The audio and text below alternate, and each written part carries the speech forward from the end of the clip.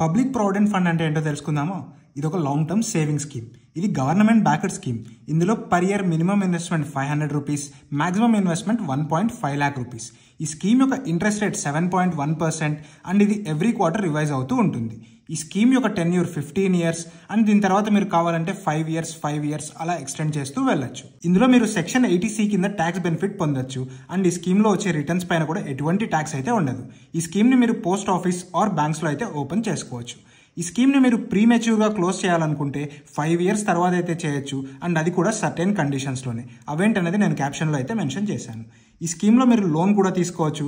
అది ఎప్పుడు అండ్ ఆ లోన్ ఒక ఇంట్రెస్ట్ రేట్ ఎంత అన్నది కూడా క్యాప్షన్లో అయితే ఉంటుంది. ఫర్ ఎగ్జాంపుల్, మీరు పర్ ఇయర్ 1.5 lakh రూపీస్ ఈ స్కీమ్లో ఇన్వెస్ట్ చేసినట్లయితే 15 years తర్వాత మీకు అప్రాక్సిమేట్లీ 40 lakh రూపీస్ అయితే వచ్చే అవకాశం ఉంటుంది. అండ్ పీపీఎఫ్కి మ్యూచువల్ ఫండ్స్ మధ్య కంపారిజన్ వీడియో కావాలంటే part 2 అని అయితే కామెంట్ చేయండి. ఇలాంటి మరెంతో ఇంట్రెస్టింగ్ ఫైనాన్స్ కంటెంట్ కోసం మన యు ఆన్ యువర్ ఫైనాన్స్ని ఫాలో అవ్వండి.